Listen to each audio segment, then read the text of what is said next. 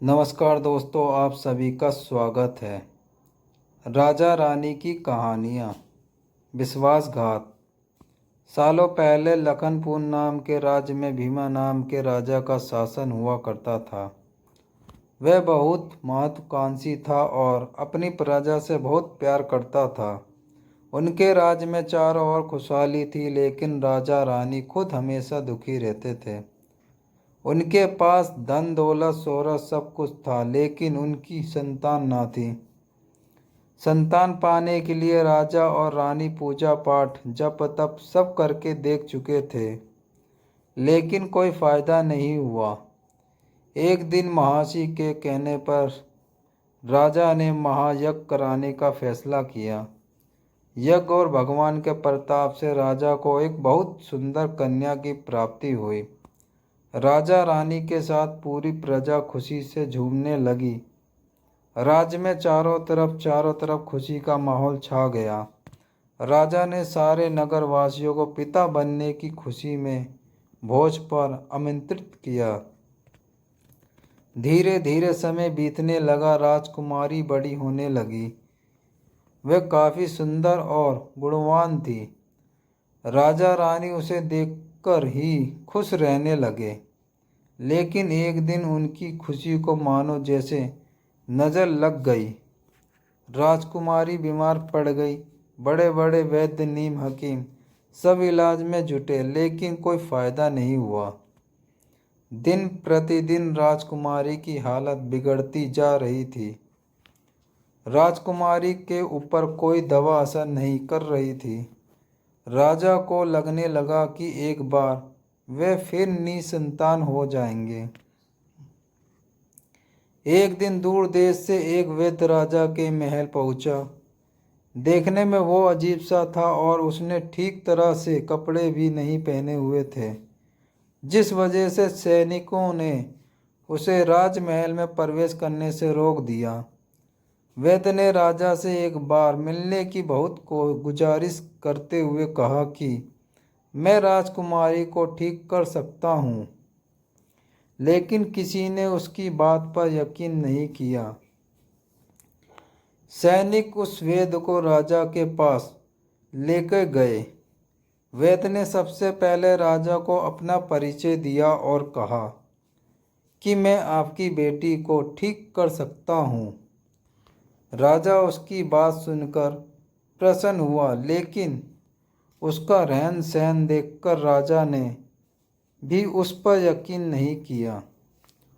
उधर राजकुमारी की तबीयत दिन प्रतिदिन खराब होती जा रही थी, इसलिए राजा किसी वैद्य पर यकीन नहीं कर पा रहे थे।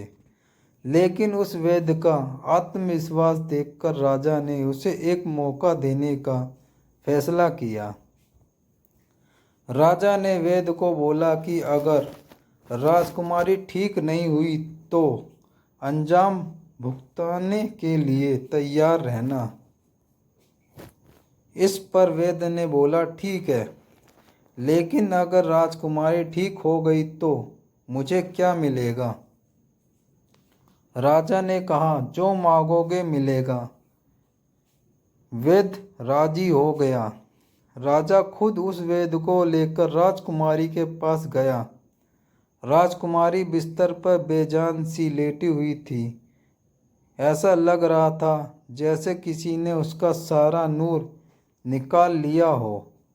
चेहरा दर्द में डूबा पीला पड़ गया था। वैद्य राजकुमारी के करीब पहुंचा और नब्ज टटोलने लगा।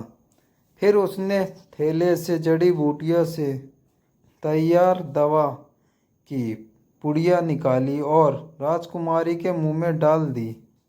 वैद्य ने राजा और रानी से बोला कि आपकी बेटी जल्द ठीक हो जाएगी। वैद्य की बात सुनकर राजा रानी के मन में बेटी के ठीक होने की एक उम्मीद की किरण जाग उठी। ऐसे ही इलाज करते हुए 2 महीने बीत गए। धीरे धीरे राजकुमारी की हालत में सुधार होने लगा। उसके चेहरे की चमक लौटने लगी। राजा रानी के चेहरे की खुशी भी छलकने लगी। एक दिन वैद्य ने राजा से कहा, महाराज, राजकुमारी अब ठीक हो गई है। ये 1 महीने की पुड़िया बनाकर दे रहा हूँ। इसे समय पर राजकुमारी को देते रहना। इसके बाद राजकुमारी पूरी तरह स्वस्थ हो जाएगी। ये बीमारी दोबारा उनके पास भी नहीं भटकेगी। अगले दिन राजा ने वैद्य को अपने पास बुलाया और कहा कि वादे के मुताबिक मैं तुम्हें तुम्हारा इनाम देना चाहता हूँ। बताओ तुम्हें क्या चाहिए। वैद्य बोला, सोच लीजिए। राजा जी, आप अपने वादे पे कायम रहेंगे पाएंगे। राजा ने बोला, तुमने मेरी बेटी को स्वस्थ किया है, बोलो क्या मांगते हो। वैद्य ने मुस्कुराते हुए कहा, आपका आधा राज्य और बेटी का हाथ। इतना सुनते ही राजा अगबबूला हो गया। उसने कड़ाते हुए कहा, तुम होश में तो हो? अगर तुमने मेरी बेटी के प्राणों की रक्षा ना की होती तो तुम अब तक यमलोक पहुंच गए होते। उस सैनिकों को आदेश दिया कि इसे राज्य से बाहर निकाल दिया जाए। वैद्य कुटिलता से मुस्कुराते हुए कहा, वहाँ से चला गया। इस घटना के कुछ दिन भी बीते थे कि एक दिन फिर राजकुमारी की हालत बिगड़ गई। उसका शरीर नीला पड़ गया। अन्न फन्न में राजवैद्य को बुलाया गया। राजवैद्य ने बताया कि राजकुमारी को जहर दिया गया है। इसका तोड़ किसी के पास नहीं है। कुछ देर बाद राजकुमारी ने दम तोड़ दिया। पूरे राज्य में मातम छा गया। राजा रानी शोक में डूब गए। छानबीन में पता चला कि वैद्य ने राजकुमारी को 1 महीने खाने के लिए जो पुड़िया दी थी, उनमें से ही एक पुड़िया में जहर था। वैद्य को पहले ही शक था कि राजा उसकी बात नहीं मानेगा, इसलिए उसने एक पुड़िया में जहर भरकर रख रखा था।